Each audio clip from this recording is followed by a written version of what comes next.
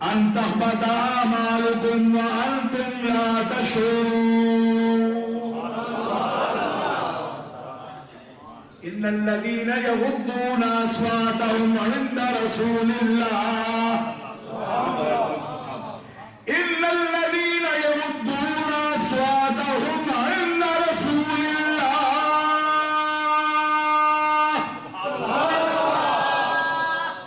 کن کا ہوا جو نبی پاک کے آداب میں 100% کھڑے ہیں امتحان ہم نے ان کا لیا ہے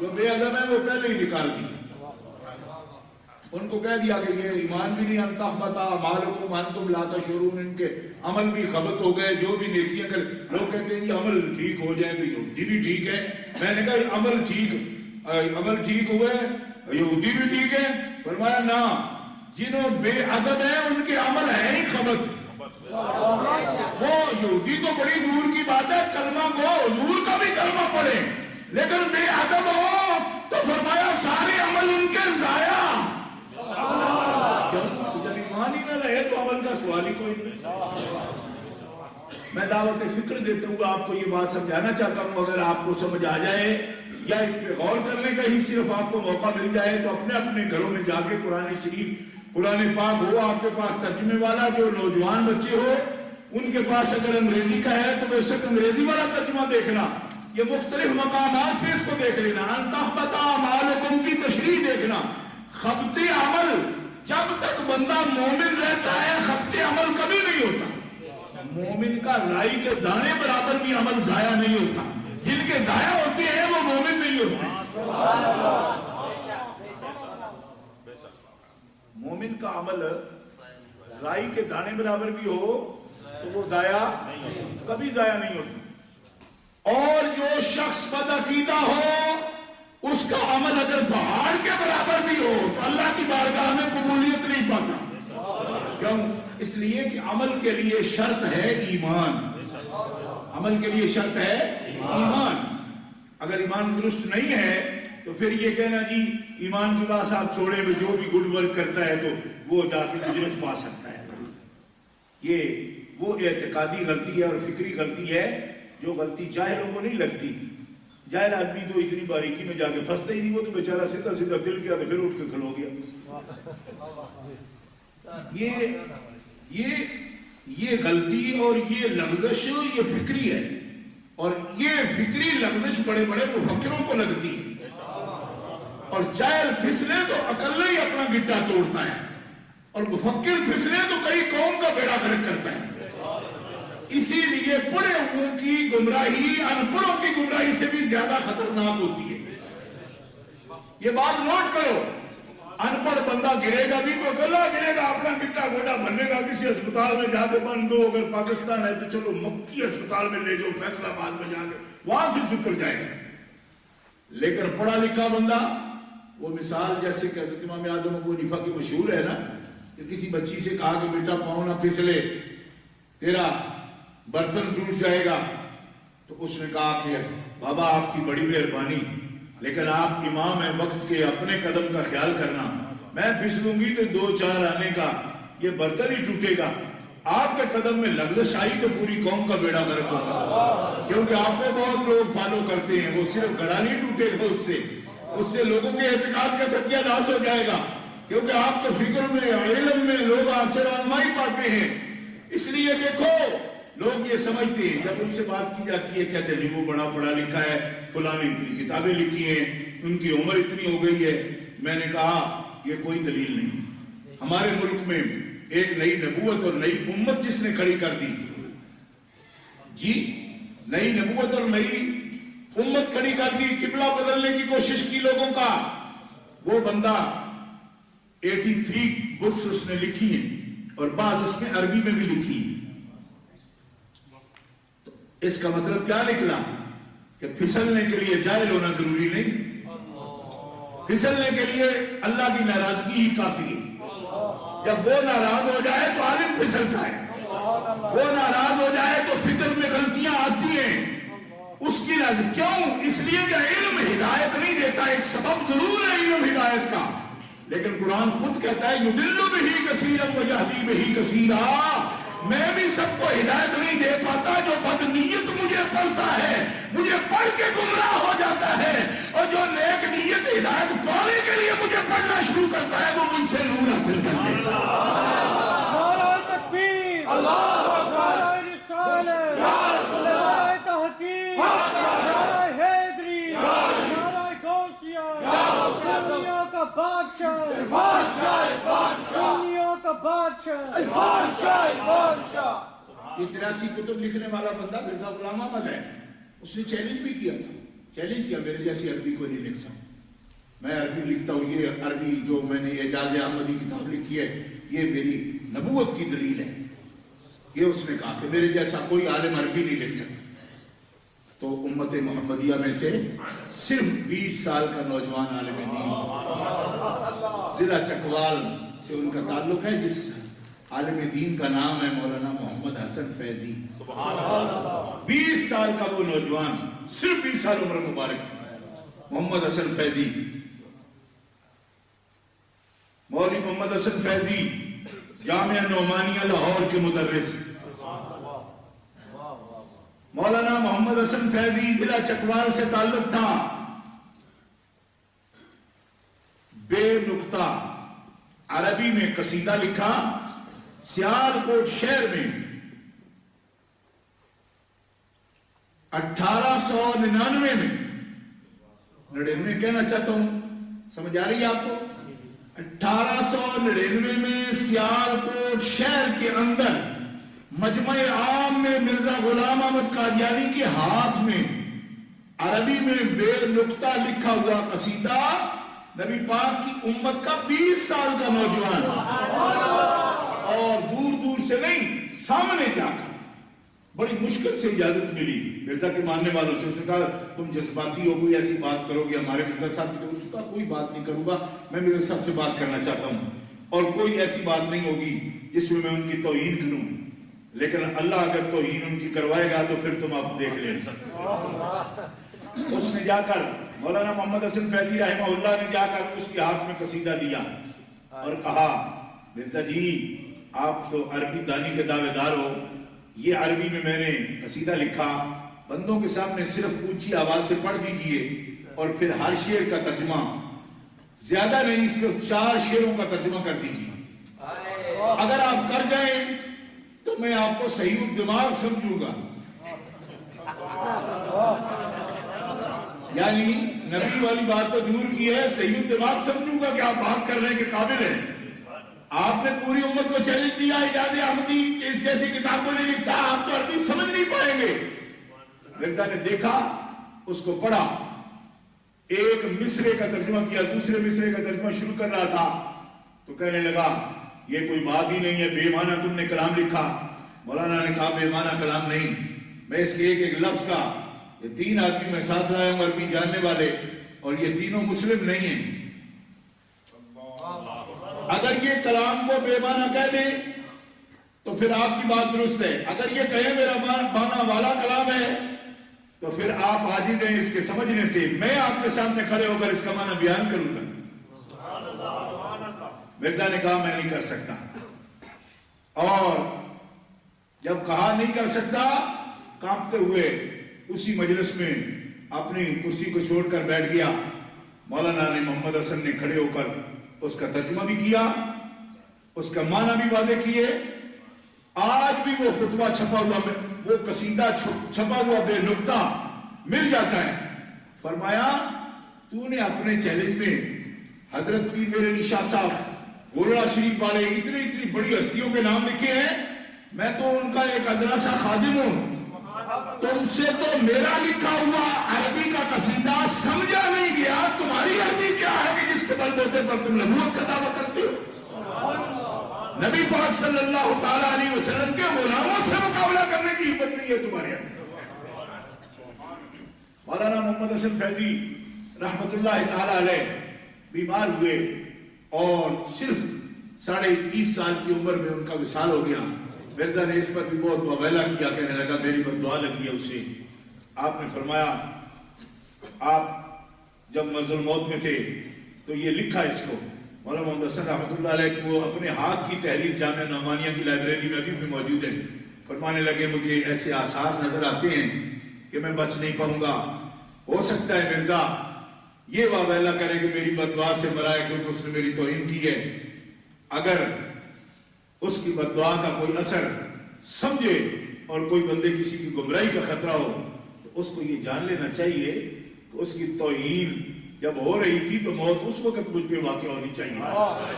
جب اس کا بیڑا میں نے غرق کر لیا اب میں رہوں یا نہ رہوں میرے سے جو کام حضور نے لینا تھا وہ لے لیا. اور یہی نوجوان عالم دین 1900 کے اندر یعنی 1900 کے اندر حضرت سیدنا پیر میر علی شاہ صاحب گولوی رحمۃ اللہ علیہ کے ساتھ لاہور میں ان کی طرف سے جو پرچہ تحریر کرتے تھے یہ مولانا محمد حسن فیضی رحمۃ اللہ تعالی علیہ تھے. سب 1900 میں لاہور میں تشریف لائے تھے. آپ کو یہ یاد رہنا چاہیے پورا 1900 جو ہے کہ اس کے اندر آج یعنی 2012 میں جب آئے تو 112 سال پہلے کی یہ بات ہے. تو 1900 کے اندر یہی مولانا محمد حسن تھے رحمۃ اللہ تعالی علیہ. اپنی وفات سے صرف کوئی سال پہلے کی ان کی بات ہے. اس پر مرزا نے لاہور جیل کے سیشن کورٹ کے اندر یہ بیان بھی دیا تھا کہ پیر صاحب کی سیف چشتیائی جو کتاب ہے پیر صاحب نے نہیں لکھی ہے, یہ بھی محمد حسن کی کتاب ہے اور پیر صاحب نے ان کے مضامین اپنے نام سے منسوب کر لیے. تو مولانا محمد حسن رحمۃ اللہ علیہ جواب دینے آئے, فرمانے لگے پیر میر علی شاہ رحمۃ اللہ علیہ کے جوتوں میں بیٹھنے والا ایک طالب علم اگر اس کی عظمت علمی کے تم قائل ہو تو اس کی لکھی ہوئی تحریر ہے جو پیر صاحب اپنے نام سے منسوب کرتے ہیں, اس کا مطلب یہ ہے کہ تم اللہ کے ولی کی طاقت کو جانتے ہی نہیں. جس کی نظر میں آنے والے ایک بچے کی تحریر جو تم یہ کہہ رہے ہو کہ ان کی تحریر پیر صاحب نے اپنے نام سے منسوب کر لی. تو اللہ کے فضل و کرم سے انگریز میجسٹریٹ نے بھی وہ فیصلے میں بھی مرزا کو 155 روپے اس زمانہ میں جرمانہ کیا اور وہاں سے نکال دیا. میں عرض یہ کرنا چاہتا تھا, یہ ایک ضمنی فائدہ کی بات ہے, ریکارڈ پر آ گئی. عرض یہ کرنا چاہتا تھا کہ گمراہی کے لیے بے ایمان ہونے کے لیے جاہل ہونا ضروری نہیں ہے, اور اس جاہل کی بیماری اور اس کا پھسلنا اتنا نقصان دہ بھی نہیں, خطرناک بھی نہیں, کیونکہ وہ تو اپنی جان کے سرے ہی چڑھے گا, اپنی جان ہی کھوئے گا. لیکن عالم دین کا پھسلنا بہت خطرناک ہوتا ہے. ہمیں پہلے بھی میں یہ عرض کرتا رہتا ہوں کہ ہمارے جو اسکالرز ہیں یا مشائخ ہیں یا ہمارے جو پیشوا ہیں یا لیڈر ہیں ان کے لیے بھی ایک چیک کا نظام ہے کہ ہم کس حد تک ان کی پیروی کریں گے. اس کے لیے ہمیں خود بھی دیکھنا ہوگا قرآن و سنت کو کہ جب تک وہ قرآن و سنت اجماع امت اور قیاس مجتہدین اس سے نہیں ٹکراتے تب تک ہم ان کی پیروی بھی کر سکتے ہیں اور ان سے فیض بھی حاصل کر سکتے ہیں. اور جب وہ خود کسی دلیل کے پابند ہی نہ رہے تو وہ گمراہی کی طرف بڑھنے لگے تو ہمیں کسی کی ذات سے کچھ لینا نہیں, ہم جسے مانتے ہیں اسے بھی اللہ اور اس کے رسول کے لیے مانتے ہیں.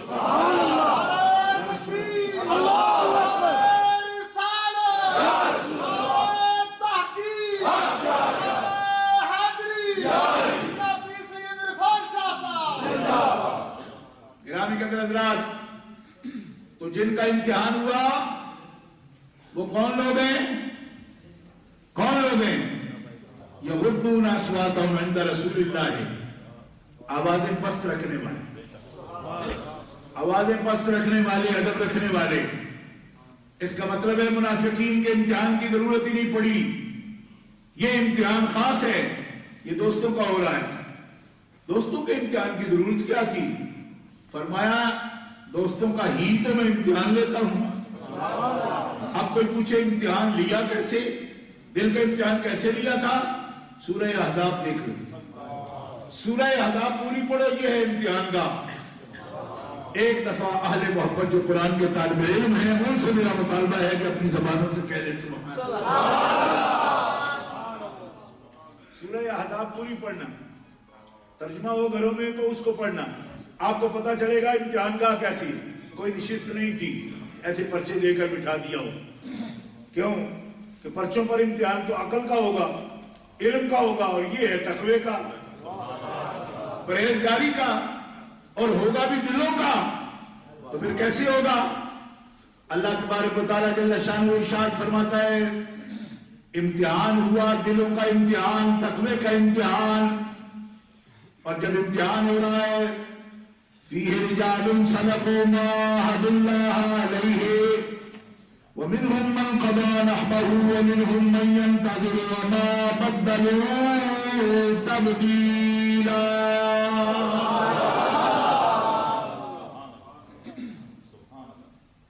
آل محبت احزاب میں, خندق میں 3 گنا بڑا لشکر ہے سامنے. نہ کھانے کی کوئی چیز ہے, نہ پینے کا سامان ہے, پورا صحابہ کا امتحان ہو رہا ہے. اللہ تعالیٰ جل شانہ فرماتا ہے اللہ اور اس کے رسول سے انہوں نے جو عہد کیا تھا اس کو پورا کر دکھایا. اور یہ لوگ جادو نہیں تھا ان پر, ہوش میں تھے, جادو نہیں تھا, کوئی عقلیں خبت نہیں تھی, وجود بھی سن نہیں تھے ان کے, ہوش میں تھے.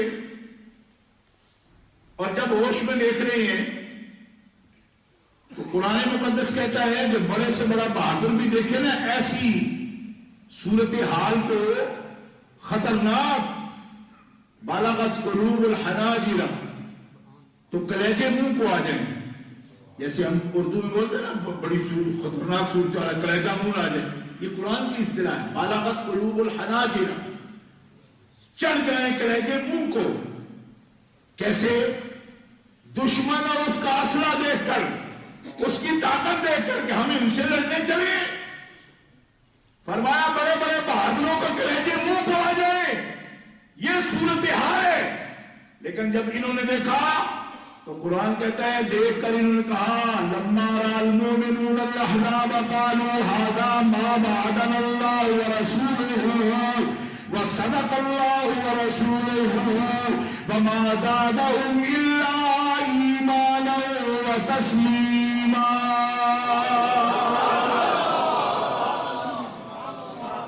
عذاب کے میدان کو جب صحابہ نے دیکھا ایک دوسرے کے کندھے سے کندھا ملا کے کہتے ہیں ہذا ما وعدنا اللہ ورسولہ وصدق اللہ ورسولہ. آ گیا ہمارے امتحان کا وقت, اب ہم نے جو اللہ سے عہد کیا تھا ہم وہ پورا کریں گے, اور اللہ اور اس کے رسول کا جو عہد ہے ہم سے وہ پورا کریں گے. کیا مطلب؟ کہ یقین کامل تھا کہ جب ہم حق کا پرچم بلند کرنے نکلے ہیں تو اللہ اور اس کے رسول کی مدد ہمارے شامل ہے. نعرہ تکبیر, نعرہ رسالت, نعرہ تحقیق, نعرہ حیدری, نعرہ غوثیہ, سید خواجہ مسجدی. ما زادہم الا ایمانا و تسلیما. ان کے اندر کوئی بزدلی نہیں بڑھی, کمزوری نہیں آئی, اللہ ایمانا و تسلیما. ان کا اسلام زیادہ ہو گیا, ان کا ایمان زیادہ ہو گیا. اب یہ شہادت ہے میں آپ کے سامنے پڑھ رہا ہوں ان کے ایمان کی. امتحان کے وقت جب کلیجے منہ کو آنے کا وقت تھا اس وقت وہ اتنے تکڑے مومن تھے. اب میں پوچھنا چاہتا ہوں کہ وہ لوگ جو یہاں بیٹھ کر یہ کہیں گی کہ آزمائش کے وقت تو یہ بھاگنے والی جماعت تھی, تو میں نے کہا ہم تو یہ قرآن پڑھ رہے ہیں, تم کہاں سے پڑھ رہے ہو, تم کہاں سے پڑھ رہے ہو؟ اور اگر یہ بھاگنے والی جماعت تھی تو احزاب کے اندر جو قبریں بنی ہوئی ہیں صحابہ کی وہ کس کی ہیں؟ بدر کے میدان میں جو صحابہ کی قبریں بنی ہوئی ہیں حضور کی تائید میں, اللہ اور اللہ کے رسول کے دین کی نصرت کے لیے وہ قبریں کن کی ہیں؟ احد کے میدان میں جو قبریں ہیں, آپ جاتے ہیں مدینہ منورہ میں احد شریف میں قبریں آپ دیکھتے ہیں, ابھی گئے آپ سب دیکھی قبریں, احد کی طرف گئے کیا گئے بولتے ہو گئے یعنی جو عمرہ شریف کرنے جاتے ہو تو ساری عمر بازار میں اگر کیٹی ہی پسند کرتے پھرو، نہیں سمجھ آئی؟ لیمپ لینا ہے مدینہ شریف میں تو یہ بھی کوئی بات نہیں، اس جگہ جاؤ جہاں رسول اللہ بھی جاتے ہیں۔ حدیث صحیح میں آتا ہے ہر سال حضرت امیر حمزہ کی تاریخ شہادت پر نبی کریم علیہ السلام غزوہ احد کے بعد ہر سال، کیوں ہجرت کے 4تھے سال ہو گیا تھا نا یہ تو نبی پاک اپنی حیات مبارکہ میں بعد میں 8-9 سال نبی کریم علیہ السلام ہر سال ان کی شہادت کی تاریخ پر حضرت امیر حمزہ اور آپ کے ساتھ جو احد میں شہید ہوئے صحابہ ان کی قبروں پر سرکار تشریف لے جاتے ہیں۔ حافظ ابن کثیر نے بھی اس کو نقل کیا، تفسیر ابن کثیر نے۔ اور یہ صاحب جو ہیں ان کی وہ بھی عزت کرتے ہیں جو کسی کی عزت نہیں کرتے۔ جی میں اس سے زیادہ اب کیا کہوں، علامہ عقیل صاحب جو کچھ ان کو کہہ چکے، اب میں اس ڈگر پر نہیں جاتا کیونکہ جو میرا حصہ تھا وہ بھی انہوں نے ادا کر لیا تھا، لہذا اب میں اشارے میں ہی بات کرتا ہوں۔ جی حافظ ابن کثیر صاحب کی عزت وہ بھی کرتے ہیں جو نہیں کرتے کسی کی عزت۔ حافظ ابن کثیر بھی نقل کرتے ہیں، لوگ کہتے ہیں یہ سالانہ منانا، یہ سالانہ حضور منا رہے ہیں، کہتے ہیں سالانہ ہر سال، یہ کیا بدعت کرتے ہو؟ میں نے کہا حافظ ابن کثیر صاحب کا لفظ دیکھ لو، والخلفاء الاربعۃ ہاکذا یفعلون، چاروں خلیفے بھی نبی پاک کے طریقے پر امیر حمزہ کا سالانہ مناتے ہیں۔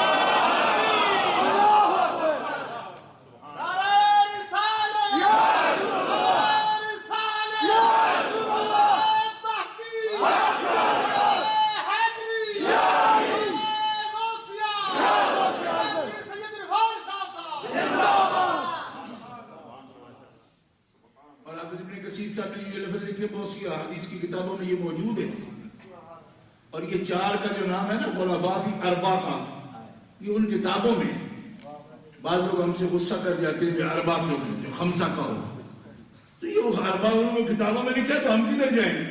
مسند امام احمد میں بھی اربعہ ہے، جی یہ ابن کثیر میں بھی اربعہ ہے لکھا ہوا، ٹھیک ہے جی، شفا شریف میں بھی اربعہ لکھا ہوا ہے۔ تو ہم اربعہ جو کہہ رہے ہیں ہمیں اس پر کوئی لڑائی نہیں، کوئی جھگڑا نہیں، جب ہے ایسا ثبوت ہے کتابوں میں لکھا ہے تو ہم کہہ رہے ہیں۔ تو صاحبہ اس میں بھی ہماری کوئی غلطی نہیں، نہ کوئی ضد ہے ہماری۔ والخلفاء الاربعۃ ہاکذا یفعلون، خلفاء اربعہ بھی یہی کرتے تھے، کیا؟ اسد اللہ و اسد الرسول، اللہ کے شیر اور رسول اللہ کے شیر۔ امیر حمزہ کا یہ لقب ہے سید الشہداء کا، حضور پاک ان کو سید الشہداء بھی فرماتے، اسد اللہ بھی فرماتے، اسد الرسول بھی فرماتے۔ یہ اللہ کا شیر ہے، اللہ کے رسول کا شیر ہے، اور سارے شہیدوں کا سردار ہے۔ ہر سال کا کیا مطلب ہے؟ ہر سال کا کیا مطلب ہے؟ وہ معین دن، جس دن ان کا وصال ہوا اسی دن جاتے تھے۔ دن کیوں معین کرتے ہو؟ ہم نے کہا حضور نے کیا ہے، اب ہمارا جرم کیا ایسا ہے؟ اور خلفاء اربعہ بھی یہی کرتے تھے، اور ہم ان کا ذکر کریں خلفاء اربعہ کا۔ جی تو جو دن مناتے تھے ہم ان کا دن کیوں نہ منائیں؟ حضرت ابو بکر صدیق امیر حمزہ کا دن منائے تو ہم ابو بکر صدیق کا دن مناتے ہیں، امیر حمزہ کا بھی دن مناتے ہیں۔ کہو نا سبحان اللہ۔ حضرت فاروق اعظم مناتے ہیں، حضرت عثمان غنی مناتے ہیں، حضرت علی مرتضیٰ مناتے ہیں۔ تو آپ حضرات جاتے ہیں نا احد میں، قریب نہیں جانے دیتے جی، باہر جنگلہ دور لگایا ہوا، اس جنگلے کے ساتھ بھی ہاتھ کوئی لگائے تو لوگ شدت کرتے، سختی کرتے۔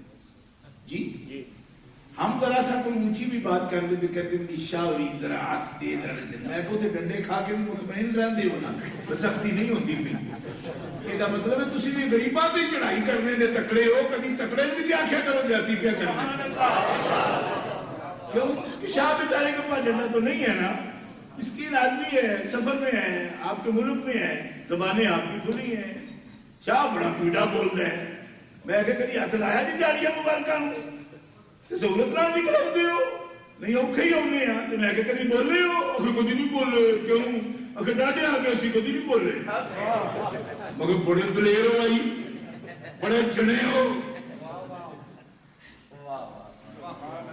ہمارے بولنے کا مقام یہ ہے کہ ہم مسکینوں کی کھالے اتارنے والے ہیں ہم سے مسئلہ قرآن و سنت کا بھی بیان ہو رہا ہو تو اس پر غصہ ہے نہیں یہ سننے والے بندے ہی کیوں مسئلے بڑے سخت ہو رہے ہیں تو میں نے کہا وہ تو آسانی ہوگی جو کام حضور کر رہے ہیں جو کام ابو بکر صدیق کر رہے ہیں فاروق اعظم کر رہے ہیں عثمان غنی کر رہے ہیں علی مرتضیٰ کر رہے ہیں اب خود بخود وکالت ان کی کر رہے ہیں آخر وہ بھی پڑے ہوئے ہیں میں کہ پڑھائی کا مسئلہ نہیں ان کی اپنی لائبریری سے ابن کثیر نکالو وہ اس کو چیلنج کر کے دکھائیں کہ ہم ابن کثیر کو نہیں مانتے وہ تو اپنی بکس میں لکھا ہے کہ ابن کثیر ہمارے لیے دلیل ہے خود اپنی بکس میں لکھا ہے تو جو دلیل ہے بھائی اس کی بات مانو جب وہ عرض کر رہے ہیں حضرت امیر حمزہ کا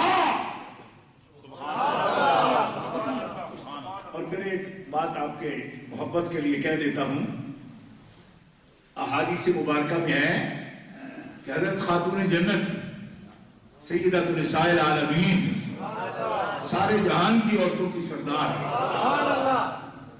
حضرت سیدہ طیبہ طاہرہ فاطمہ الزہرا بنت رسول کریم آپ مدینہ منورہ میں نالین شریف اتار کے اپنے اقدام عالیہ سے نالین شریف اتار کے حضرت امیر حمزہ کی قبر انور پر پیدل نالین بھی اتار کے حاضری دیتی تھی اور فرماتی تھی کہ میرے دل میں جو عزت ہے حضرت امیر حمزہ کے لیے اس کے لیے نالین اتار کے میں ان کی قبر پر حاضری دیتی ہوں محبت سے کہہ دیجیے سبحان اللہ رشتے میں حضرت امیر حمزہ سیدہ کے دادا جان لگتے ہیں جب نبی پاک صلی اللہ علیہ وسلم کے چچا ہوں تو خاتون جنت کے دادا لگتے ہیں محبت یہ ہے کہ ایسے اور بھی چچا ہیں رشتے میں چچا مگر ان کے لیے تعظیم نہیں کیوں تو ایمان نہیں لائے جو ایمان نہیں لائے ان کے لیے تبت یدا ابی لہب تب بھی کہا گیا مگر جو ایمان لائے اور پھر خاص وصف کیا ہے خاص وصف ہے رسول اللہ پر قربان ہونا اللہ کے دین کے لیے قربان ہونا یہ وہ خاص وصف ہے اور جو بھی رسول اللہ پر قربان ہو جائے اس کے لیے تعظیم امت کے دلوں میں درود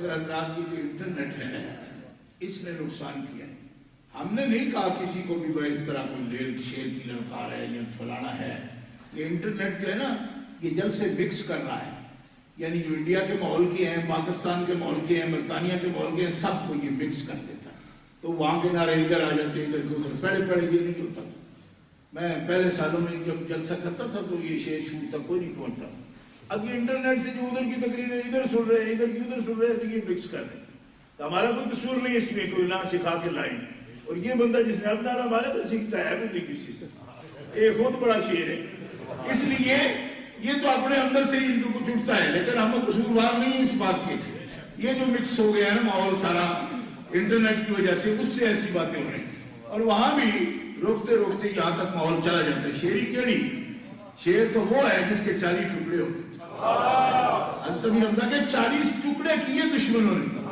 وحشی نے جب نیزہ مارا 40 ٹکڑے تو شیر رسول اللہ نے اس کا نام لکھا شیر کہلانے کہ ہم اس دن ہی مستحق ہوں گے جب رسول اللہ کی عزت و ناموس کے لیے دشمن کے ہاتھوں سے ٹکڑے ہو جائے تو شیر کہلانے کے مستحق۔ یہ شیر ہے اسد اللہ و اسد الرسول حضرت امیر حمزہ۔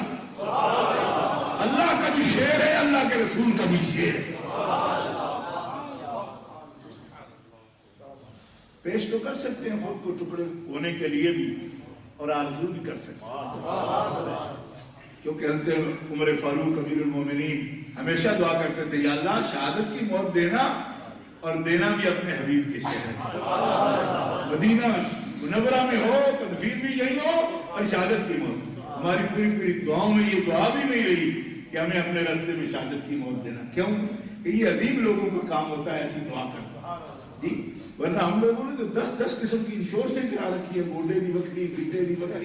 ہم شہادت کی موت کب مانگنے والے ہوتے؟ شہادت کی موت ہم مانگنے والے ہوتے تو کشمیر آزاد ہو جاتا، شہادت کی موت مانگنے والے ہوتے تو فلسطین آزاد ہو جاتا۔ ہم صرف اس کے لیے قرارداد بھی پاس کر دی ہو تو پہلے 6 دفعہ اجازتیں مانگتے ہیں ہم اپنے بڑے بڑوں سے، پھر جا کے قرارداد بھی پاس کرتے ہیں۔ ایک بندہ دعا کر رہا تھا مسجد میں، ہر جمعے کرتا ہوں کہ ایک آدمی کہنے لگا اپنی کرنی چاہیے۔ میں نے کہا کیوں؟ کہتے ہیں گورنمنٹ کی یہ پالیسی نہیں ہے۔ تو میں کہ سر اردو کو نہیں مرنا چاہیے، ہم اپنے اللہ سے بھی نہیں کہہ سکتے کہ مالک ان کو آزادی عطا فرما دے۔ اب پتہ نہیں کس طرح کی زندگی ہم جئیں گے اور کیا ہمارے احوال ہوں گے، اور ایسی قوموں کا ہماری داستان تک بھی نہ ہوگی داستانوں میں۔ اگر وائے ناکامی متائے کارواں جاتا رہا، کارواں کے دل سے احساس زیاں جاتا رہا، ہم جن خلفاء کا بھی نام لے رہے ہیں، ایک کی سری شہادت ہے، یہ دیکھو 4 کا بھی نام لے، اگر سری شہادت ایک کی ہے۔ صوفیاء لکھتے ہیں ان کی شہادت بھی اس زہر سے ہوئی جو رسول اللہ کی حفاظت میں غار ثور کے اندر ایڑی پر سانپ نے ڈس لیا تھا، اس کا اثر لوٹا تھا، زبان پر تلخی آ گئی، دل میں تلخی آئی تھی، اس سے مثال ہوا یار غار کا بھی۔ یہ ہے سری شہادت، لیکن حضرت فاروق کی جاری شہادت ہے، حضرت عثمان کی جاری شہادت ہے، حضرت علی مولا کی جاری شہادت ہے۔ اور پھر لطف کی بات ہے کہ کسی اور راستے میں نہیں، حضرت فاروق کا کہ زخم لگ رہا ہے مصلی رسول پر، حضرت عثمان غنی کے زخم لگ رہا ہے مدینہ منورہ میں قرآن کی تلاوت کرتے ہوئے، مولا علی کے زخم لگ رہا ہے مصلی شریف پر کھڑے ہوتے ہوئے۔ معلوم ہوا خلفاء وہی کہلا سکتے ہیں اور جانشین وہی ہوتے ہیں کہ جن کی ہر چیز اللہ اور اس کے نام پر، اس کے رسول کے نام پر قربان ہو۔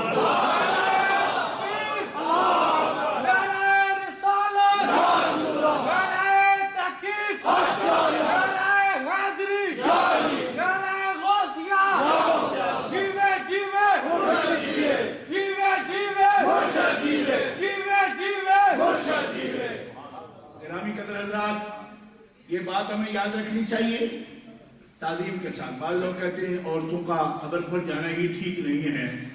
حضرت سیدہ کہا یہ عمل مبارک حدیث مبارکہ بھی موجود ہے، ام المومنین حضرت عائشہ صدیقہ کا بھی موجود ہے، بخاری شریف کے اندر موجود ہے کہ سرکار کی قبر انور پر حاضر ہوتی تھی، حضرت صدیق اکبر کی قبر انور پر حاضر ہوتی تھی، حضرت فاروق اعظم کے دفن ہونے کے بعد بھی حاضر ہوتی تھی۔ اتنا فرماتی ہیں، اگر آپ سنو گے شیفیلڈ والوں تو حدیث کا اتنا ٹکڑا عرض کیے دیتا ہوں، فرماتی ہیں اتنا فرق کرتی تھی میں کہ فلما توفینا عمر و معاہم، جب عمر دفن ہو گئے ان دونوں ہستیوں کے ساتھ یعنی روضہ شریف میں، تو میں اتنا فرق کرتی تھی کہ ما دخلتہ الا وانا مشدودۃ علی ثیابی، کپڑوں کو بڑی احتیاط شدت کے ساتھ میں پردہ کر کے پھر حاضر ہوتی تھی، پہلے اتنی شدت سے نہیں کرتی تھی۔ کیوں؟ اقول انما هو زوجی بابی، پہلے یہ کہتی تھی کہ ایک میرے مالک ہے ایک ابا ہے، ان دونوں سے اتنی شدت سے پردے کی ضرورت کیا ہے، پہلے جاتی تھی اس طرح۔ فلما دفن عمر معهم، جب عمر دفن ہو گئے، الا ما دخلت الا وانا مشدودۃ علی ثیابی، اب شدت سے پردہ کر جاتی تھی کیونکہ میں عمر سے پردہ کرتی تھی زندگی میں بھی، تو ان کی قبر سے بھی پردہ کرتی تھی، لیکن ابا جان سے بھی اور اپنے مالک و مولا سے بھی پردہ کر کے پہلے نہیں جاتی تھی، جاتی تھی بعد میں بھی جاتی تھی، لیکن پردہ سے جاتی تھی۔ تو مومنوں کی ماں نے کیا حکم دیا کہ مالک کی قبر پر جائیں، باپ کی قبر پر جائیں، اسی طرح بیٹے کی اگر خدا نخواستہ کسی ماں کا بیٹا فوت ہو گیا تو کون روکے گا اسے؟ اس کی قبر پر حاضری دی. کسی کی ماں کی قبر ہے، جب رسول اللہ اپنی والدہ کی قبر پر جا رہے ہیں تو ہمیں بتا رہے ہیں کہ ماں کی قبروں پر جائے. اور تو حضور تو ہمیں یہ درس دے رہے ہیں کہ ہر جمعے کو اگر کسی کو نصیب ہو ماں باپ کی قبر پر، یا دونوں میں سے ایک، مشکاہ شریف اٹھا کے دیکھو، ہر جمعے کو جو بچہ چاہے ماں باپ دونوں فوت ہو گئے یا ایک فوت ہو گئے، اور سورہ یاسین پڑھ کے ان کو بخش دیا کرے. میں محمد رسول اللہ ضامن ہوں، اللہ ان کو بھی بخش دے گا، ماں باپ کو بھی، بچے کو بھی بخش دے گا. اللہ اکبر. مشکاہ شریف اٹھا کے دیکھو، یہ حدیث پاک بھی موجود. ماں باپ کی قبر پر جائے تو ممنوع ہو، اگر یہ مردوں کے لیے نہیں ہے تو بیٹی بھی جائے گی ماں کی قبر پر، تو کوئی ممنوع نہیں ہے اس پر. البتہ مشدودۃ نے ہمیں یہ بتایا کہ بے پردہ ہو کے نہ جائیں، فتنے کی بات ہو تو نہ جائیں، راستے ہموار نہ ہوں. جیسے قبرستان ہمارے پاکستان کے سب چرسی نشئی جو ہیں ان کی آماجگاہ بنے ہوئے ہیں، تو بہو بیٹیاں جائے گی تو کوئی پردے پر ہاتھ اٹھائے گا، عزت و ناموس کا مسئلہ ہو جائے گا، فتنہ پیدا ہو جائے گا، اس سے قتل و قتال پہلے ہی بہت ہوتا ہے، وہاں اور زیادہ شروع ہو جائے گا. لیکن راستہ پرامن ہو اور پردے کا انتظام ہو، جائیں، اس میں شرعاً ممنوع نہیں ہوگا. ہاں بے احتیاطی جب زیادہ ہوتی ہے، اس سے پھر حکماء علماء منع کرتے ہیں. میرے اعلیٰ حضرت رحمۃ اللہ علیہ نے بھی احکام شریعت میں اس پر سخت فرمایا، لیکن انہی کے لیے فرمایا جو بے پردہ جائیں گی یا جو زوارات بن جائیں ہمیشہ کے لیے، جیسے ملنگڑیاں ہو جاتی ہیں کہ نہ باپ کو خبر نہ باپ شوہر کو خبر، کہ ڈیرہ ہی ادھر جا کے لگا لیا اور دھواں پر بیٹھ گئے. فرمایا عورت کے لیے ایسا اجازت نہیں ہے. عورت چاہے اپنے محرم کے ساتھ جا رہی ہے یا پھر اتنا قریب ہے کہ خطرہ نہیں ہے، پردے کے ساتھ جائے. حاضری دی، ماں کی قبر ہے، بیٹے کی قبر ہے، باپ کی قبر ہے، بھائی کی قبر ہے. یہ احادیث مبارکہ بھی میں نے اشارہ کر اس لیے کر دی کہ اس سے یہ مسئلہ ثابت ہو گیا. اور شدت اس پر کرنا اور خامخواہ کی شدت کرنا، میں نے کہا خدا کی بندو، تم جو جا کے کیمپ لگاتے ہو درہ لواری ٹاپ پر بھی، جی ہمارے ملک میں جماعت اسلامی والے ادھر جاتے ہیں تو اسلامی جمعیت طالبات کے بھی کیمپ لگ جاتے ہیں. تو میں نے کہا یہ جوان بچیاں جو جا کے درہ لواری ٹاپ پر انہوں نے کیمپ لگا لیا اور آپ پڑھ پڑھ کے خلافت و ملوکیت ان کو سناؤ گے، یہ کس کے حکم سے لگ رہا ہے؟ اور اگر یہ اپنے الگ جو حصہ بنا ہوا ہے باپردہ داد صاحب کا وہاں حاضری دے جائیں تو کفر و شرک کے فتوے لگ جائیں، اور یہ کیمپ لگائیں نوجوان بچوں کے ساتھ جا کر بھی، ادھر بچوں کا کیمپ ہے، میں یہ نہیں کہہ رہا کہ اکٹھے لگاتی ہیں، بے شک الگ الگ لگائیں، لیکن یہ سفر کیسا ہے؟ کسی جوان بچی کا سفر کیسا ہے؟ 57.5 میل کا سفر وہ محرم کے بغیر کر رہی ہیں اور آپ کیمپ لگوا رہے ہیں ان کے گھروں سے بھی دور. اس طرح کے بات جو ہے یہ کسی کو بھی اجازت نہیں کہ حلال کو حرام اور حرام کو حلال قرار دے اور اپنی مرضی کے ساتھ اس کی تنفیذ کرتا پھرے، اس کی شرعی اجازت نہیں ہے. تو میں یہ بات آخر میں عرض کرنا چاہتا ہوں کہ یہ ہمارے مقتدیٰ ہیں اور پیشوا ہیں، رب تعالیٰ کا کام کرتے ہیں. ہم کہتے ہیں فی سبیل اللہ کام کرتے ہیں، میں وہ نہیں کہہ رہا، اللہ کا کام کرتے ہیں، میں وہ کہہ رہا اضافت کے ساتھ، اور رسول اللہ کا کام کرتے ہیں. ایک وہ کام ہوتا ہے اللہ کا، ہم کہتے ہیں یہ اللہ کے راستے میں کام ہے، نا اللہ کا جو اپنا کام ہے. اب فرق سمجھ آیا؟ وہ کیا بات ہے؟ خاص بات رکھی ہے نا میں نے آپ کے، کیا اللہ کا اپنا کام، ایک ہے اللہ کے راستے میں کام، ایک ہے اللہ کا اپنا کام. اللہ کا اپنا کیا کام ہے؟ اللہ کا کام ہے اِنَّا نَحْنُ نَزَّلْنَا الذِّكْرَ وَإِنَّا لَهُ لَحَافِظُونَ. ہم نے یہ کلام نازل کیا، ہم ہی اس کی حفاظت کریں، ہم اس کی حفاظت. قرآن اللہ کا کام ہے، اِنَّا لَهُ لَحَافِظُونَ بڑی تاکیدات کے ساتھ آیا. اللہ کا کام ہے کہ وہ حفاظت کرے گا قرآن کی. اب جو حضرت ابو بکر صدیق فرمائیں حفصہ سے کہو نسخہ قرآن کا ہمیں دے. حضرت حفصہ کے پاس تھا، حضرت فاروق اعظم کی بیٹی، رسول اللہ صلی اللہ علیہ وسلم کی بیوی، مومنوں کی ماں، ان کے پاس تھا نسخہ. فرمایا وہ دیں، اس کی نقول ہو جائیں اور ایک جلد میں اس کو جمع کر دی. حضرت فاروق اعظم ہی آئے سامنے. حضرت ابو بکر صدیق سے کہا کہ جو کام رسول اللہ نے نہیں کیا آپ کیوں کرتے ہیں؟ جیسا ہے جس ترتیب سے تو آپ رہنے دیں. حضرت ابو بکر صدیق نے فرمایا کہ رسول اللہ نے اس سے منع نہیں فرمایا اور یہ ضروری ہے حفاظت قرآن. اس کے لیے ضروری ہے. حضرت فاروق اعظم کہتے ہیں وہ شرح صدر جو ابو بکر کو اللہ نے عطا کیا تھا اس وقت تک مجھے نہیں تھا. اس کام کی عظمت اہمیت میرے سامنے نہیں تھی. اللہ ابو بکر کو ہمیشہ ہمیشہ کے لیے نور کے ممبروں پر رکھے کہ اللہ نے اس کو کیسا شرح صدر عطا فرمایا.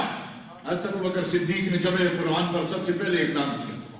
حضرت عثمان غنی نے ایک قرات پر یعنی قرات قریش پر قرآن پاک کی ترتیب آیات کی رکھی اور ایک قرات پر امت کو جمع کیا.